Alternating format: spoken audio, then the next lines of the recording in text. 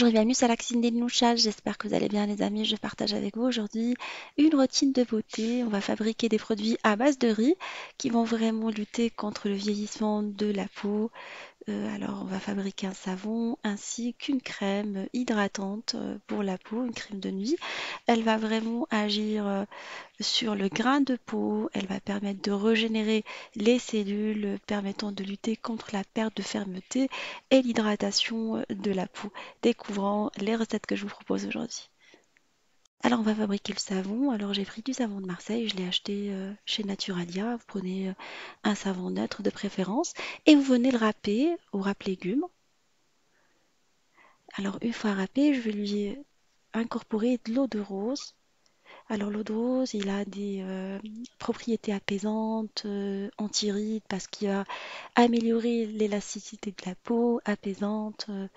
C'est un très très bon produit. Alors j'ai pris de l'hydrolat de rose. Alors prenez les bio également, en fait, si vous pouvez.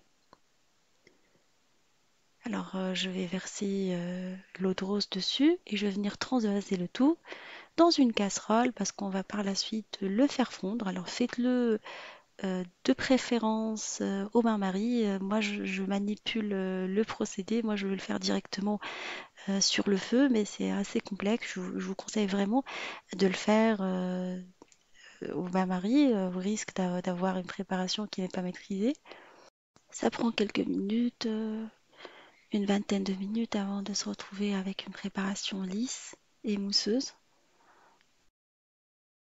Une fois qu'on obtient une base bien lisse, on va venir lui incorporer quelques produits qui vont participer à l'hydratation de la peau également pendant qu'on le nettoie. Alors je vais mettre de l'huile de coco.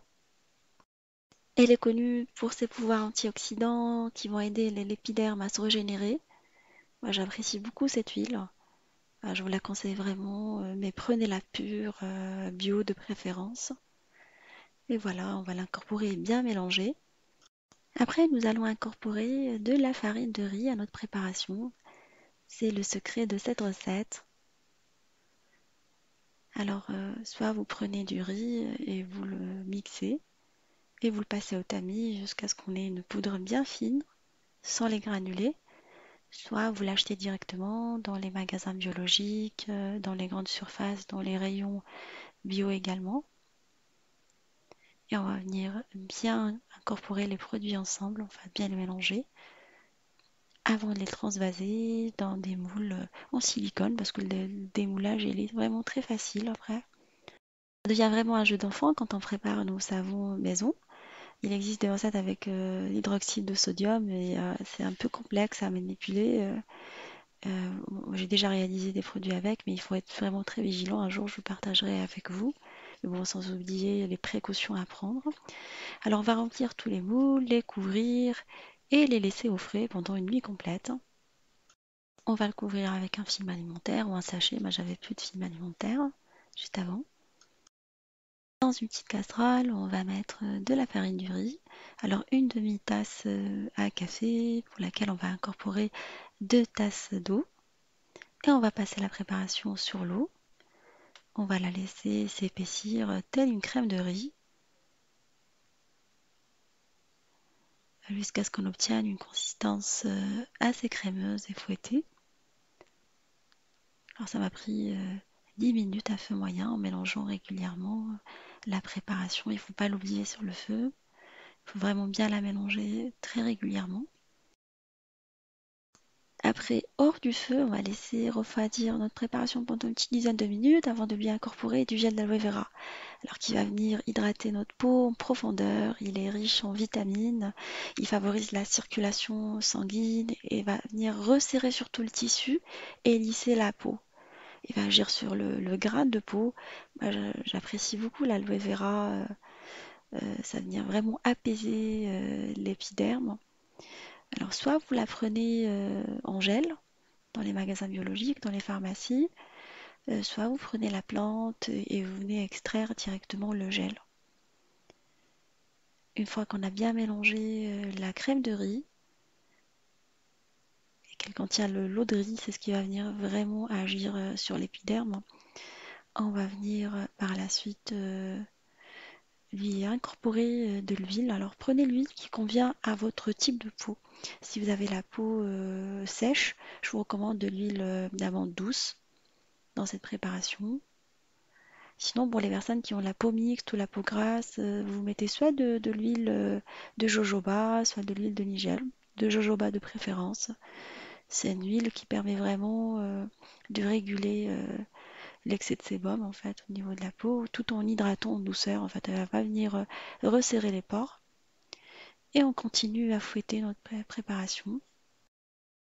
Après, on va incorporer un antioxydant naturel et un conservateur à la fois. C'est de la vitamine E qu'on achète dans les magasins biologiques, dans les pharmacies. Vous demandez de la vitamine E. Elle est dans le même rayon que les huiles essentielles. Elle va avoir un double effet. On met quelques gouttes et on va venir mélanger notre préparation. Et voilà, notre crème est maintenant prête. Pour une texture plus fluffy, si vous souhaitez, vous pouvez mettre le batteur électrique, mais moi je la trouve assez fluffy déjà à la base. Et on va venir par la suite la transvaser dans un contenant stérilisé. Alors vous stérilisez dans l'eau chaude et par la suite vous le séchez avant de transvaser la crème dedans. Alors j'ai fait une grande quantité pour moi et pour une copine. Et si vous n'avez pas besoin d'autant, vous divisez les quantités par 2 ou par 3. Moi, ça m'a fait 2 grands pots. La texture de la crème, elle est assez étonnante. Elle est à la fois blanche comme le riz, mais une fois qu'on l'applique, on a vraiment l'impression qu'il s'agit d'une purée de riz. Après, elle va venir s'absorber facilement, la peau l'absorbe directement. On va ressortir nos savons du frais, du frigo, et on va les laisser sécher pendant 3 semaines minimum, en les retournant souvent sur un papier sopalin. C'est essentiel de les sécher avant de les utiliser pendant les 3 semaines minimum, dans un endroit qui n'est pas humide et frais à la fois. On va voir ensemble comment on utilise les produits. Alors, on va se laver le visage démaquillé avec le savon. On va le laisser sécher avant d'appliquer la crème. Alors, vous pouvez mettre de l'eau de rose comme astringent de visage ou tonique. Moi, c'est ce que je fais et je vais venir appliquer la crème que je garde toute la nuit. Ne vous inquiétez pas si vous sentez que les traits figent ou les traits tirent un tout petit peu. C'est l'effet de la crème, c'est l'effet recherché. Et voilà, le matin, vous lavez votre visage normalement et vous allez commencer à voir vraiment les effets de la peau au bout de la première semaine.